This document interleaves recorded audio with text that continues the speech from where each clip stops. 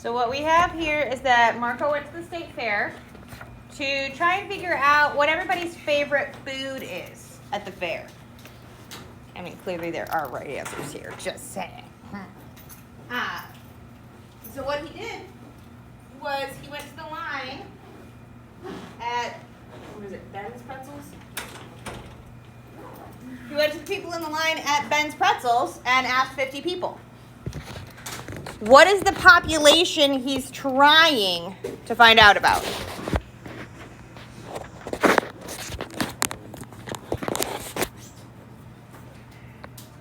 Yeah, all attendees. So our population is all attendees. That's not how we spell that. What was the sample he took? Who did he actually ask? People in line at the pretzel stand.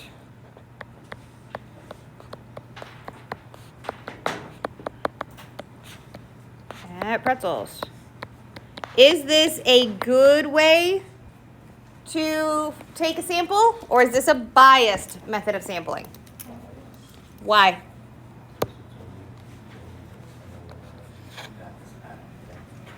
They're already in the pretzel line. So they probably, for at least, like pretzels. They're not the anti-pretzel people. Wait, they do exist, just by the way, because pretzel breath is the worst. So they're already in line for pretzels. So, and especially with how expensive fair food is, not everybody buys something from every stand. So they're already in line for pretzels. So they probably at least like pretzels. So we're not serving all attendees, we're serving pretzel likers.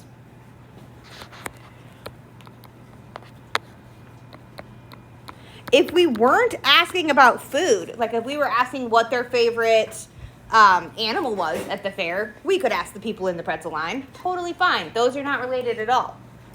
If I was asking about the favorite thing to do at the fair, it would be okay. Not great, because maybe their favorite thing is food. But if we're asking about food, we can't pick people that have already made a choice about food. So then let's look at number 2. And I'm going to go a little slower through this than I usually do, because honestly, on the skills check, I had a lot of people make some very silly mistakes on this kind of problem.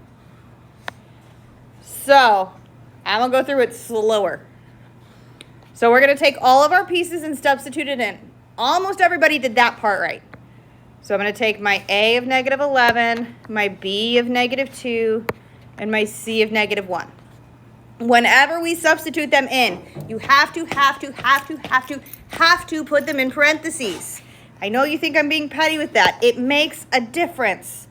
If I put negative 2 in for the B, the square is on the outside. It makes a difference, especially if you use your calculator for this. You have to put the parentheses. So we're having our negative 2 squared minus 4. And again, put the parentheses. I had a lot of people winding up switching from multiplication to subtraction because of signs. 4 times our A times our C. Plug things in parentheses. It makes a difference. Now it's order of operations. I cannot simplify anything within the parentheses, so we do our exponent first, which is negative 2 squared. Negative 2 times negative 2, which is going to give us positive 4. I'm going to bring this minus sign down, and we're going to do this set of multiplication. 4 times negative 11 times negative 1. What is 4 times negative 11? Negative 44. Negative 44 times negative 1. Positive 44. So this is becoming 4 minus 44. The signs were killer on the skills check. And a lot of people miss out because of signs or because they randomly switched to subtraction with those negative signs because we didn't put parentheses. It's not me being petty about math. It's me stopping your brain from tricking you about forgetting that it's multiplication. Because our answer here should be what? What is 4 minus 44? Negative 40. Okay.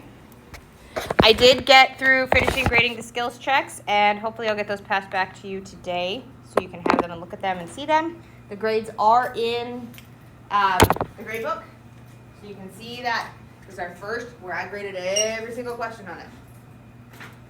Okay, some of them were pretty good, some of them were really not, and so we're going to be really happy at the skills check and not at the actual test. But we have a test a week from today. We do the skills check so that we see what's going on, what we need to go back and look at again before we get to the for realsies test. Okay? It's not meant as a torture method. It is meant to help you do better on the test that's next week. Questions on our bell work? Okie dokie. So we are going to be in your packets. We are still doing notes and stuff today. We're going to be on page 14. It's the same page we ended on yesterday. We're just going to be down at the bottom. There's like a giant paragraph at the bottom of it that is very, very small. Yeah, and I'll put the reminder should be on my thing, but I'll make sure. Oops. Mm-hmm. Yes, I do have it on there as a reminder on the last page, just because I'll forget to.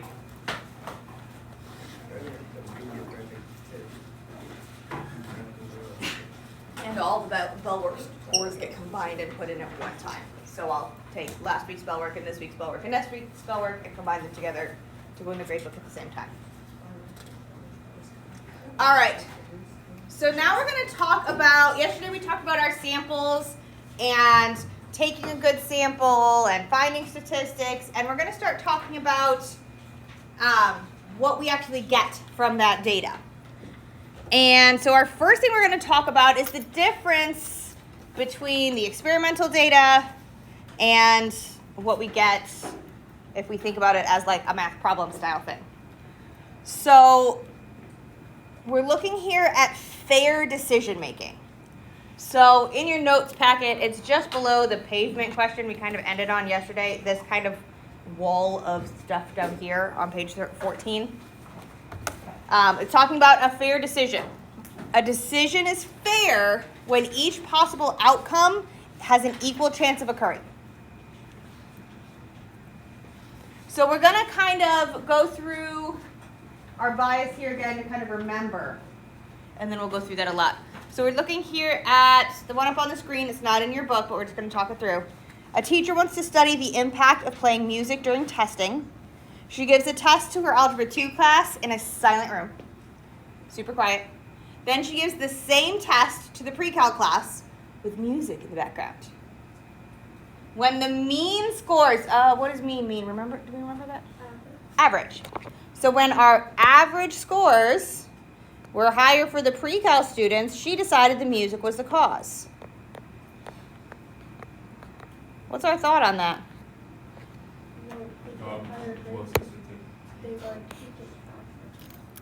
She didn't give them to the same people. Yeah, I'm 100% with you. They're pre-cal kids. Pre-cal. They already passed this class. It's not in your packet. I'm just writing things down.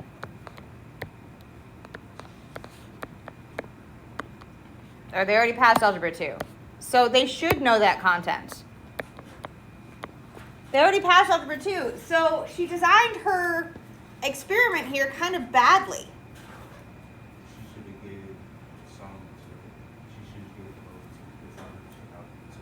Yeah, she should have picked 2 different classes of Algebra 2. Or done 2 different tests. Done like chapter 1 test with no music, chapter 2 test with music, chapter 3 test with no music, and like do it that way. So it's good that she did separate groups, But it's bad that she picked, like, totally different populations. Algebra 2 is a different population than pre-calc. So she did some good things and some bad things.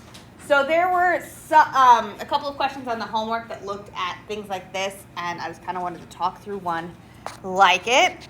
That's what the experimental questions were, the bottom two on the front page of that homework. So it's just saying, is this good? Did they pick something right? Don't go super intense on it. So this is that paragraph. There we go. So decisions are fair when each possible outcome has an equal chance of occurring. For example, coin flip is a fair way to decide between two options. So, suppose, and this is in your paragraph, suppose you and two friends, you, Alicia, and Jeff, want to see a movie, but you each have your own idea. So it's you and two friends. So a total of how many people? 3 people, right? So ideally, if the decision-making process was fair, what would the odds be for each of you to pick the movie? If I wanted to be able to do something like roll a dice or flip a coin to decide who got to pick, and there's 3 people, what would the ideal way or ideal odds be to pick out of 3 people? Out of 3 people, our ideal odds would be 33%, or 1 out of 3, right? So if I want to decide, 3 of us want to go see a movie, but I want to go see Deadpool, Wolverine, and you want to go see Wicked, which I want to go see Wicked. And then you want to go see, I have no idea what else is out in the theaters right now. So, something else. We would ideally like to have odds of 1 in 3 to figure out who's going to pick. So, I'm trying to figure out, because like half of the words are on the screen and half of the words are in the packet, and I'm trying to figure out which pieces are where, because I didn't write it. All right. So, this first part is asking us to kind of think if we could figure out a way that we could have odds of 1 in 3. What's a way that we could design an experiment or design an activity that would give us odds of 1 out of 3? Say it louder. It's okay. Rock, paper, scissors. Rock, paper, scissors. Love that way of changing. It's still doing it in pairs. That's more competition than equally likely.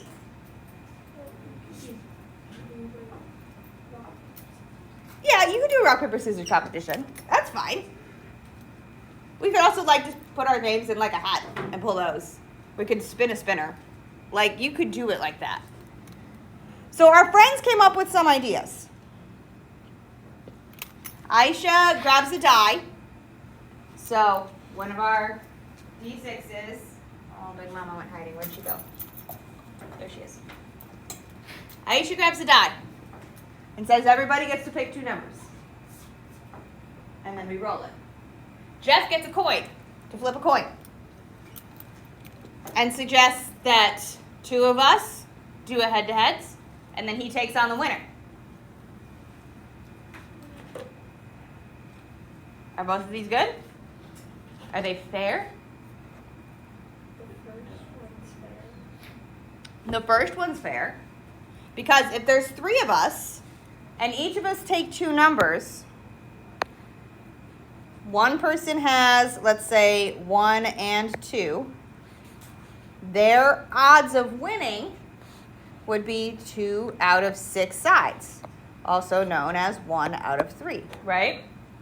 If the next person has numbers 3, and even if we jump around, they took 3 and 5 because those are their favorite numbers, they still have a 2 out of 6 odds of winning, which is still 1/3. So that one's not seeming so bad. Tissue? All I've got is this paper towel over here. I'm out of tissue, Sarah. What about Jeff's? If we look at the initial match between me and Aisha, what are our odds of winning? 1/2. 1 out of 2 and 1 out of 2. So let's say I lose. Aisha wins. So then she goes up against Jeff. I'm going to move Jeff. I don't like him right there. They're going to do their own coin toss. What are each of their odds of winning there? Yeah, 1 out of 2. Are all of our odds equal?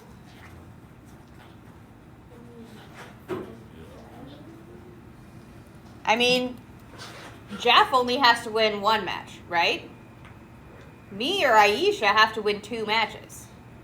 So our odds are not equal. Jeff has the upper hand here. He's only got to win once.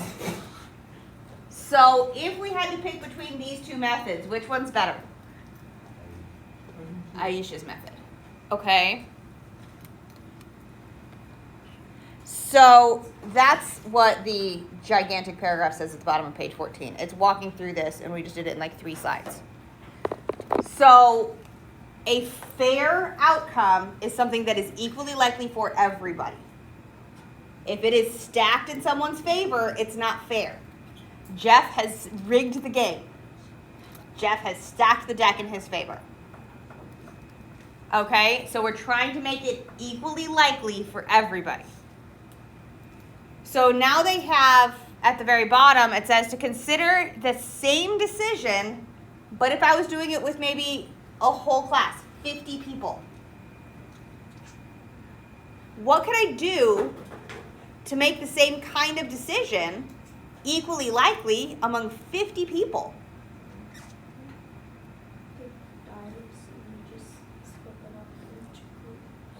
Yeah, we could do groups and do dice. Have a vote between the 2. I mean, we could do a vote, but that's becoming less probability and more popularity. We could go through and grab somebody's super duper fancy schmancy dies that have, more than 6 sides. This is a 30-sided die. I could also, I have one more visual aid that I can find. There it is.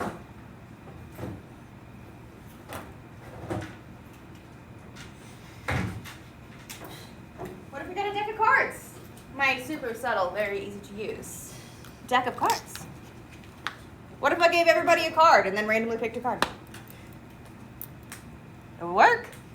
There's 52 cards in a playing deck. I could pass 50 cards out and then put a random card generator up somewhere and do it that way. Yeah, but there are multiple, like there's multiple each card. Like say somebody has a 3, somebody else has a. Yes, but I could make it be very specific. I could do the 3 of hearts versus the 3 of diamonds versus the jack of spades. So there are unique qualities to every one of the cards in a card deck. We're not going to do a ton with cards, but I do like to show off my giant cards because they're fun.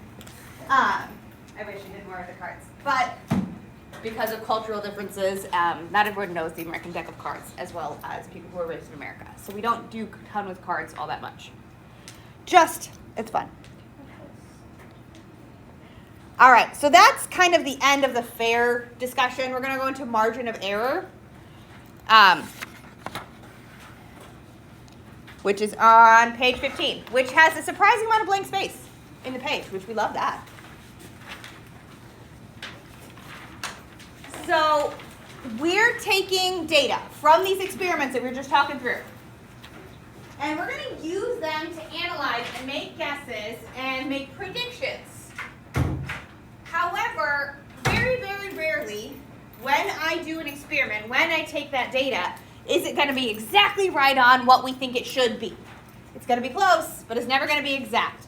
And you hear this a lot, especially talking through or listening to political things. They'll talk about polls, and then they'll say with a margin of error. They say that. And you're like, well, why does it have error? They did it. They should have the science right.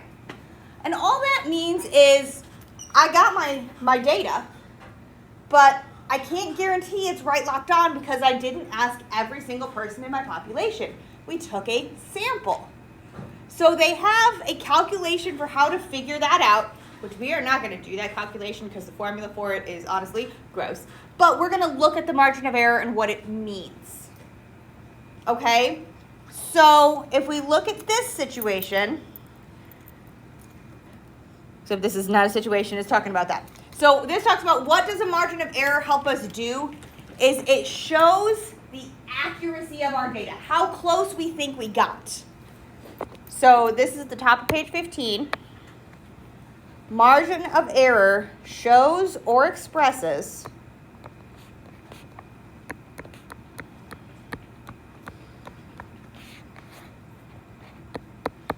the estimated accuracy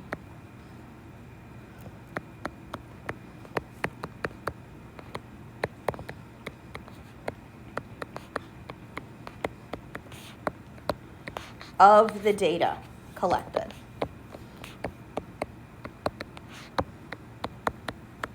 And so it's all about whether we have a good sample. If my population is Americans and I talk to 20 people, my sample is real small, so I might be way off on where my data is. But if my population are freshmen in Pike High School, there's about 700 of them. If I talk to 100 of them, that's not too bad. So my margin of error will be a lot smaller because I talk to a bigger portion of my population. So what margin of error is and how they give it to us is usually expressed as a percent. And you hear this on polls all the time, especially as we get closer to outcomes for political stuff. It'll be so-and-so has the lead of 51 parts of the vote with a margin of error of 3%. That's how they'll say it. So usually given as a percent,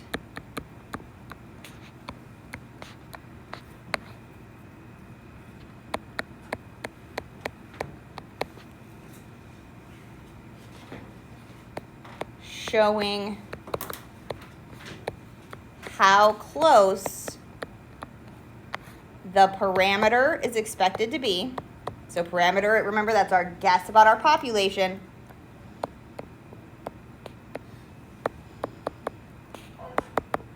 Is expected to be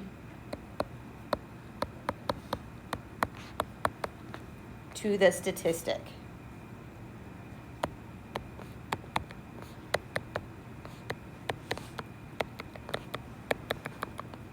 And that should be our last big set of words that we write today. So it shows how close our parameter is expected to be to the statistic. So the statistic is going to give us the middle, and we're going to use our margin of error to give us kind of a window of where we expect it to be. Without taking more data, we don't have any way to get even closer, but it's giving us an expectation. And we're going to practice it, identifying it a couple of times.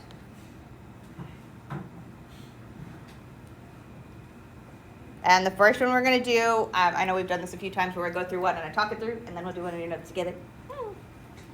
Okay, and when I put it up on the screen, it's going to be a gigantic wall of text. Please don't panic, you do not have to write it down. Told you, gigantic wall. Okay, so the top of it is honestly what we just wrote down. The margin of error is most commonly given as a percentage. When given as a percent, we can establish a range. What we're going to do to figure out where our parameter should exist, we're going to take our data that we're given, and that's going to be our middle. And the way I'm going to do it is I'm usually going to draw a line, and I'm going to put whatever our data is in the middle. That's not how we spell data. So whatever our average, whatever our piece we're given is. And then we're going to add our margin of error and put another line here. And we're going to subtract our margin of error and put another line here. So it's going to give us this kind of wide space. And what we know is that the real answer, our expected parameter, should be between the pieces. So what we're going to do is we're going to add our margin of error. I'm going to call it MOE. And we're going to subtract our margin of error. And that's going to give us where the parameter should be. So for example, we've got a poll estimates some political candidate will win 51% of the vote. So the data says we're at 51%. That's what it says. That's the middle. This particular poll has a margin of error of 2%. So what I'm going to do to figure out the kind of area where it could be is I'm going to add 2% to this side. So 51% plus 2% is going to give me what number? 53%. And I'm going to subtract 2% and go this way. So our 51% minus 2%, 49%. So our parameter can be expected to be somewhere in between those two lines. Our parameter, our population, what the population thinks should be somewhere in that yellow blob, between 49 and 53. And without any more data, I cannot get more specific. All we know is it's between 49 and 53. But news does not like to ever say, it's between these. So we're getting as close as we can. Okay? The bigger your sample size is, the smaller our margin of error will be. And this is bottom one is just kind of talking through what I talked about with the freshman class and with the Americans. Okay? So we're going to do at least one of these together. This is just below where we wrote our definitions. It says, a researcher surveyed random sample of students in a large university about how often they talk to their parents. Using the sample data, the researcher estimated 12% of the populations talk to their parents at least once a day, with a margin of error of 3%. Usually our margin of error is pretty small. So we want to figure out which of these bottom options is the correct margin of error. So the way I think this is easiest to do is to mark down our middle, and I always do it with this line so I can really see it. This is my middle, and we use our data. The average, whatever our information was, 12%. Sometimes it's given to you as a decimal. Maybe it's 0.35, maybe it's 0.12 here. And you can do this as decimals too. It's still the exact same process. Everything just needs to be the same. If you have your average as a decimal, do your margin of error as a decimal. If you have your data center as a percent, do your margin of error as a percent. So what we're going to do is we're going to add the margin of error to one side. So I'm going to add my margin of error, which is 3%, to this side, which is going to give me what as my upper limit? 15%. And we're going to subtract our margin of error from the other side. What gives me my lower limit? 9%. So we are reasonably confident that the actual parameter for our population is going to be which one of these, A, B, or C? B. Because it's going to be between those two numbers, between 9 and 15. It's between our outer pieces, our margin of errors. So you'll hear this a lot, again, like I said, especially as we get closer and closer and closer to election season. People will be at 51% with a margin of error of like 5, especially this early up. They do very small polls, so our margin of error gets real wide. And you're going, at that point, we're at 51% with a margin of error of 5. Y'all making a blind guess. Like, we have the data, but still, that's awfully close. Okay? So it's all about the subtract it from one side, add to the other side. That is what the back side of the homework I passed out yesterday was. It's all about these things. And that's, so very, very similar. This is just like the homework. This is the last one for today. We're going to talk it through. This isn't in your book anywhere. We have a lot of space down at the bottom on 15. You can write it out there if you need to do it. So we've got Anya surveyed a representative random sample of a large gym, asking how often they visit the gym. Her sample data says that 74% of gym members go at least once a week, and using her little calculator, she found out her margin of error is 4%. Read through these options, because sometimes the wording is a little bit weird. And there's at least one on the homework that has the wording a little bit weird.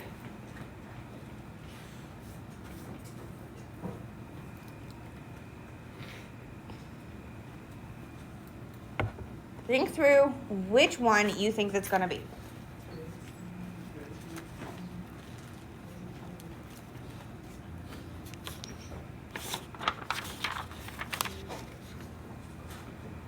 Take a few seconds.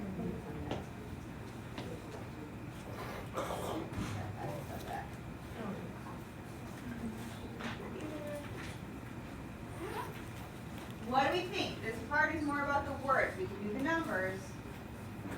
Which one's it going to be?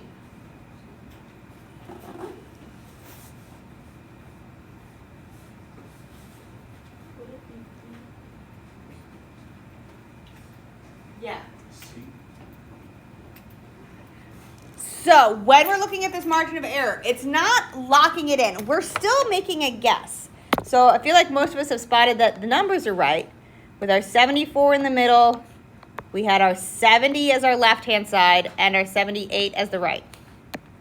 So our parameter should be between them.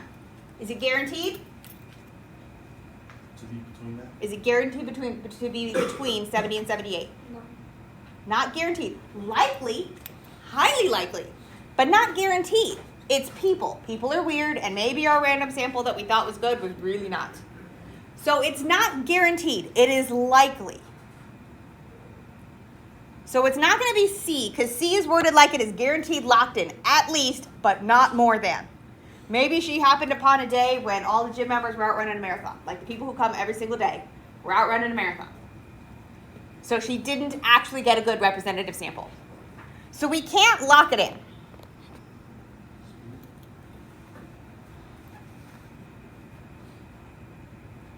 So is our margin of error about how sure that she is? No. No. So it's not going to be A either. It's going to be B. It is likely that the gym members who attend once a week are in the yellow blob up there, between 70 and 78.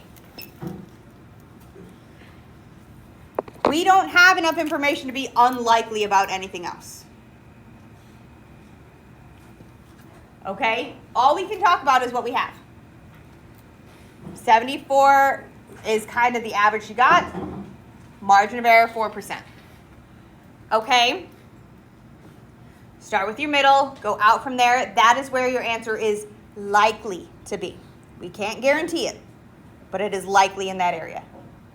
Okay? So that is what the back of homework 5 is. Please make sure you turn in your bell work. Bell work grades will go in next week, because I'm going to take bell work from last week, this week, and next week, and they all go in as one grade, just because of the way grade books are supposed to be set up. Blah, blah, blah, bureaucracy. I'm going to pass back all the things I have for you, and in the back of this pile is your skills check. Before you get rid of anything, you need to first make sure the grade for it's in Canvas. Because I have 140 some odd students, I have been known to make a typo. So make sure I got it into yours with the right number. Part 2 is I only grade 2 things for correctness on the homeworks. I have 2 of the answer keys posted on the Canvas page right now, and I'll get the other 2 done as soon as I'm done passing it out. I'll get it put up. Check your rest of your work, okay? I don't grade every single question on the homeworks. I don't have time for it. But so I'm going to pass these back, and it's going to include your skills checks in here. So this is everything I have so far. And in fact, because of timing, I'm going to start with the skills checks, just because I want to make sure those get back to you, so that if we're over the weekend wanting a little extra practice, we can do that. I'll put up some extra practice links on the skills or on the Canvas page before I leave. That is someone in second period. Love that. Okay, so I'm gonna pass things back. You guys can work on the homework.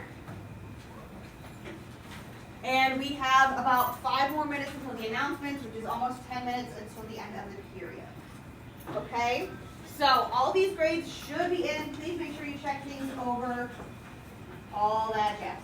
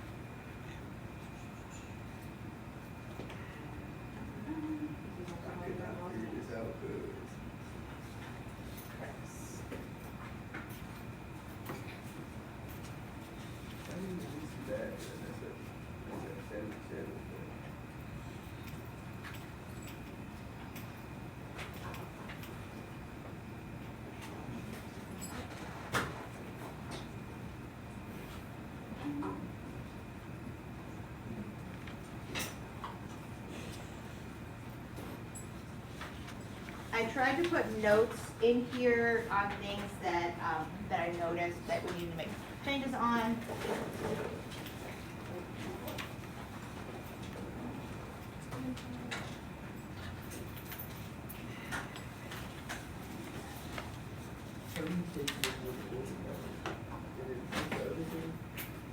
Correct.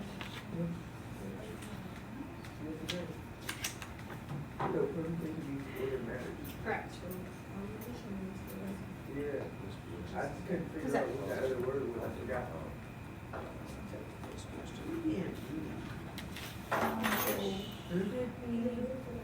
Oh, it might not have sent over to Skyward yet. Check Canvas. I'll make sure I get it sent over.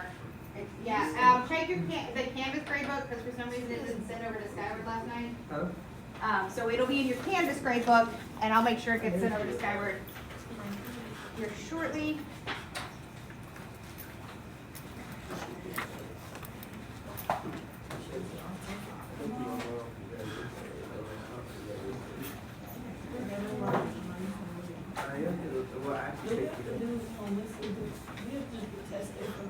Yeah, that's fine.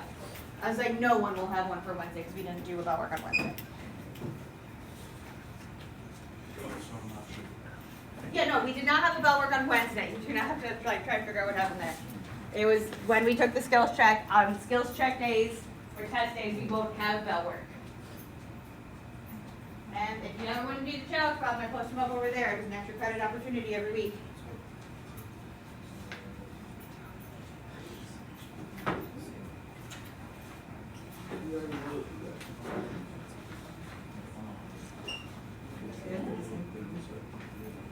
I know. I couldn't remember which was. Did I only get number 7? I don't get the thing right.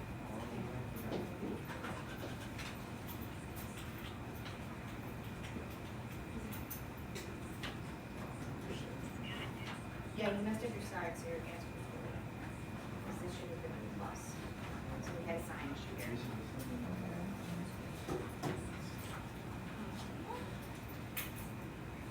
Alright, that should be all the skills checks that I have. Everything else I have is homework. So I'm gonna pass all this out. Just because I have to do it.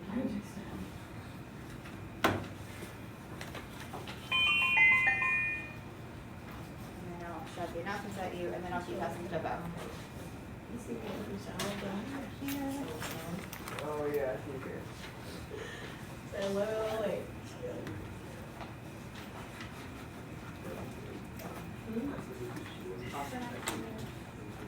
Alright, let me share the announcements at you real fast.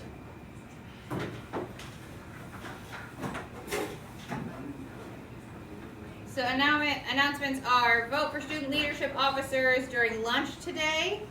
You have to have your ID to vote. Latinx Student Association is having a call-out meeting on Monday the 19th Robo Devil is having their call out meeting Monday the 19th. 21st Century Learning Center opens on Monday after school, free tutoring from 2:35 to 5. They will provide you with a bus home. You have to sign up on the PFC Media Center Canvas page every day if you want to attend. Vex Robotics is having their call-out meeting on the 20th. Swimming and Diving is having their call-out meeting on Wednesday the 21st. Esports is having a call-out meeting on Wednesday the 21st. Pike Media Team is having a call-out meeting August the 21st. And Guitar Club is having a meeting August 29th. If you need room numbers for any of those, I'm happy to give them to you. I just didn't feel like reading out the paragraph available for each one of those. Because I'd rather you guys send your homework back than sit here and yell numbers at you.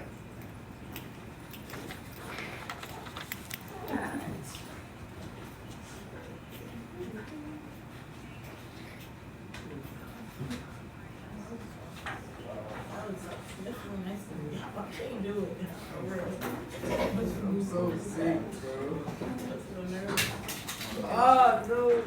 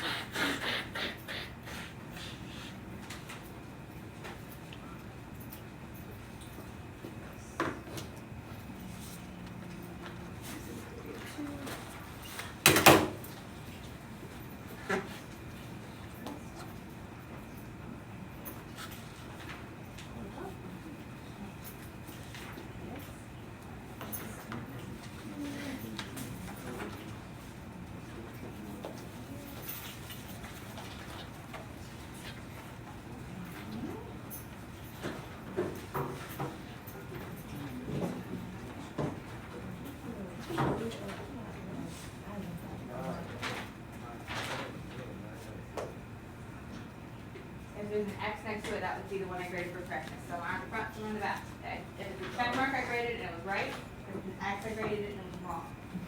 So I only grade a few of them. I do not grade every one. So on the homework, it's really important that you check things before you get rid of them.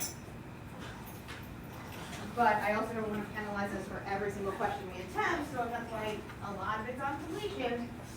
But I always grade a couple of questions for correctness on the homework.